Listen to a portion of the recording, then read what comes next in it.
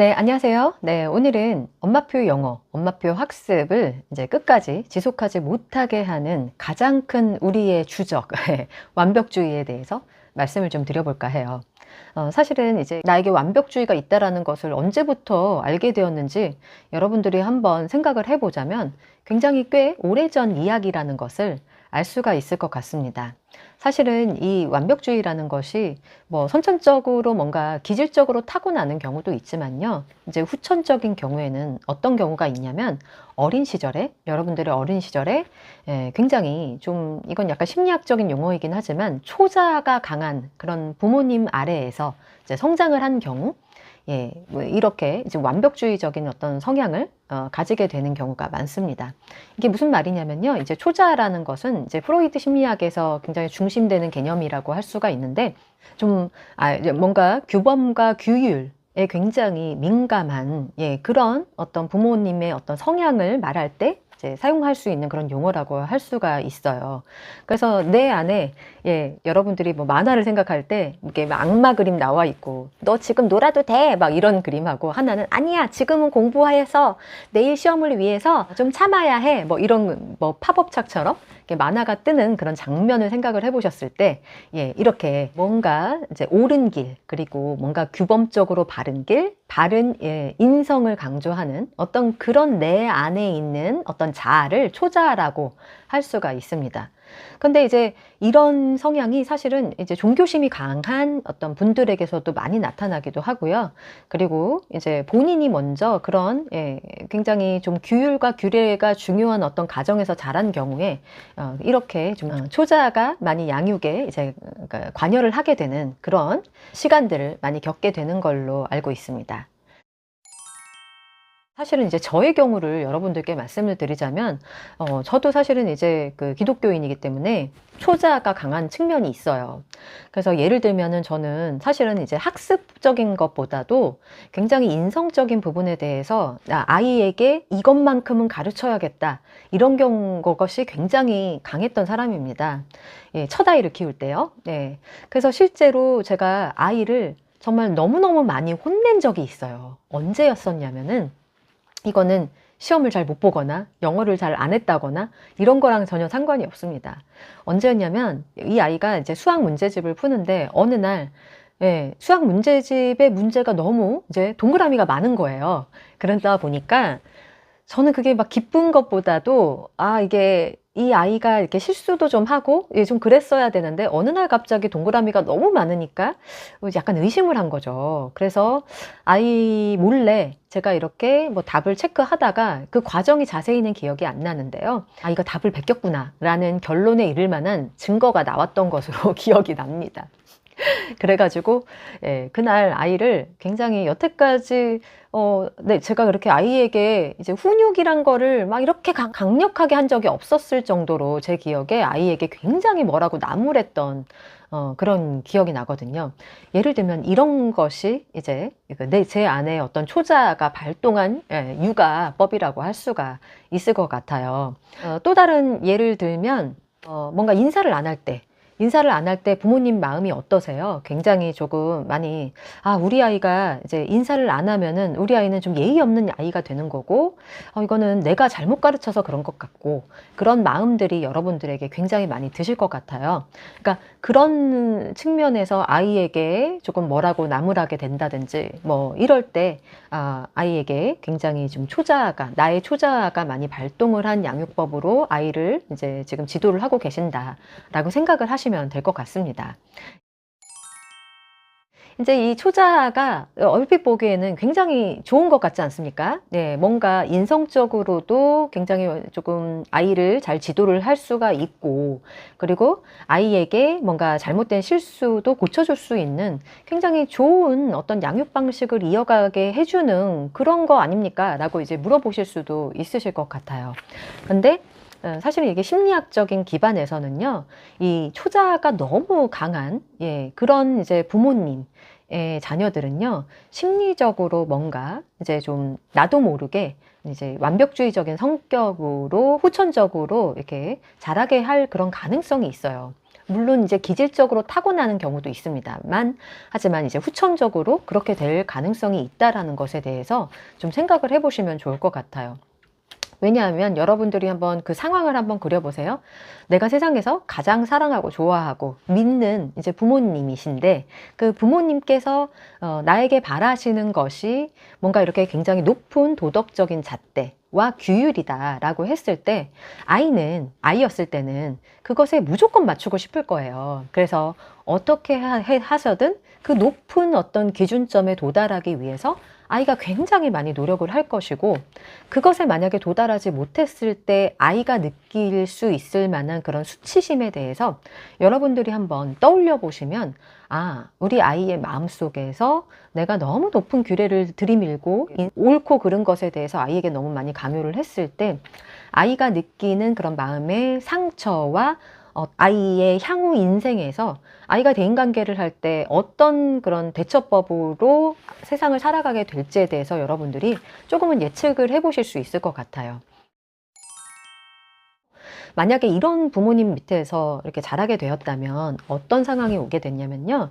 굉장히 나 자신보다는 타인을 의식한 그런 삶을 살게 된답니다.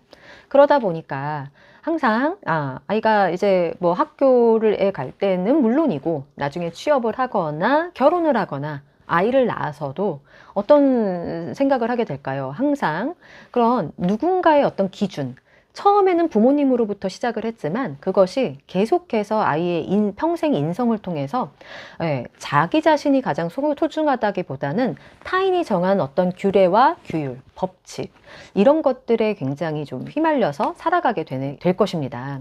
그러다 보니까 사람이 남의 이제 시선을 너무 많이 의식하게 되어서 좀 비교 의식도 많이 생기고, 그래서 뭔가 내가 지금 하는 것에 있어서 좀 완벽하게 해내야 된다라는 어떤 그런 강박관념에 이제 사로잡히게 되기가 쉽고, 또한 내가 아이를 낳았을 때에도 그런 어떤 자세와 태도로서 또다시 이제 완벽주의가 대물림되게 될 수도 있다라는 점에 대해서 한번 생각을 해보시면 좋을 것 같습니다.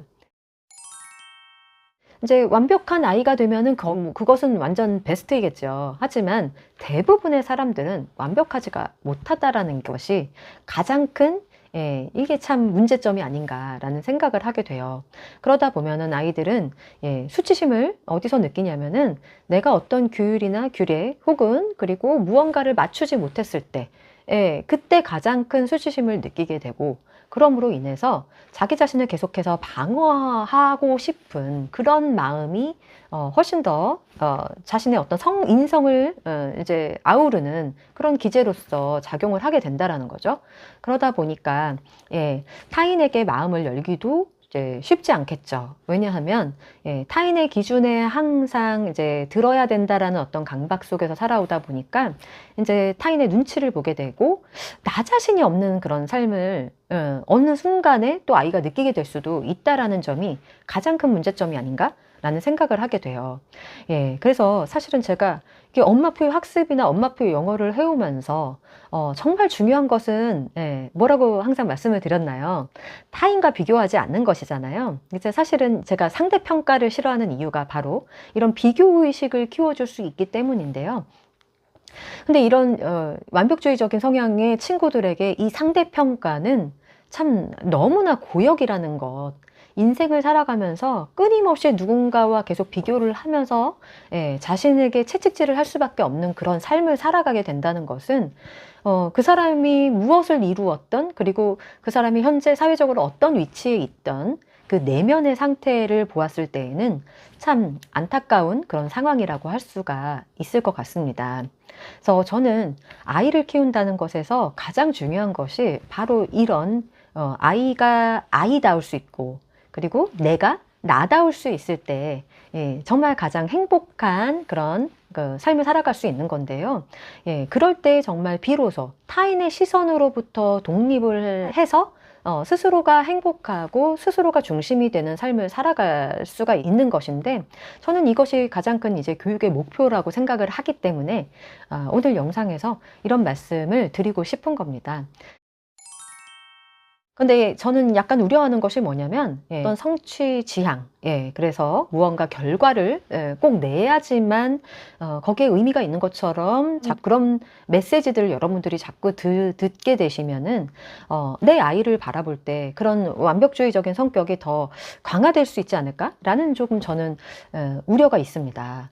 그래서 이런 완벽주의에서 이제 벗어나려는 그런 시도를 여러분들이 하실 때, 비로소 정말 마음에서 우러나와서 하실 때, 좀 육아와 이제 교육하는 그런 여러분들의 마인드가 좀 편해질 수 있다고 저는 생각을 하거든요. 그래서 이제 오늘 여러분들께 한번 이제 질문을 하나 던지고 싶은 것이 무엇이냐면, 내가 자꾸 이렇게 아이의 성적에 대해서 혹은 아이의 인성, 뭐 도덕적인 기준에 대해서 너무 강박적으로 매달리게 되는 이유가 무엇인지에 대해서 한번 이제 성찰하는 시간을 가져보시면 어떨까라는 생각을 합니다. 어렸을 때 여러분들이 이제 충분히 감정적으로 해소가 되지 않은 그런 부분들이 있을 거예요. 잘 한번 생각을 해보시면 좋을 것 같습니다. 그래서 예전에 제가 오프라인 맘스쿨에서도 비슷한 경우가 있었는데요.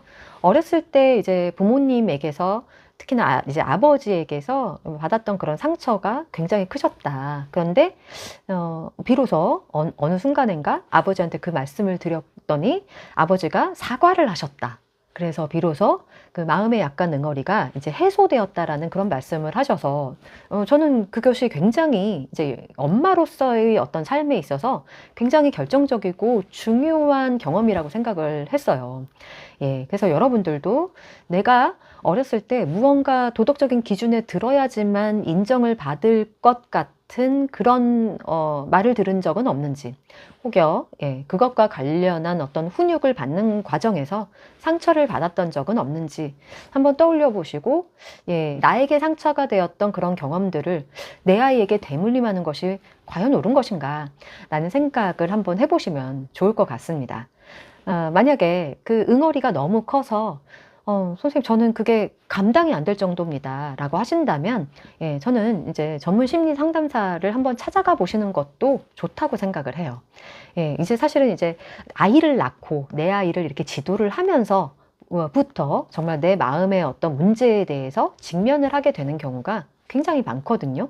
그리고 저도 그동안 수없이 코칭을 해왔지만 이제 엄마표 영어 코칭이지만 정말 중요한 문제는 바로 이런 어떤 심리적인 문제라는 것에 대해서 평소에 많이 느껴왔기 때문에 여러분들께 오늘 이 말씀을 좀 드려봅니다. 여러분들의 생각도 한번 나눠주시고 경험 같은 거 있으면 또 댓글로 달아서 소통해 주시면 좋을 것 같아요. 네, 그럼 오늘은 여기까지 마치고요. 저는 또 다음 시간에 다른 이야기 가지고 돌아오는 걸로 하겠습니다. 오늘도 시청해 주셔서 감사합니다.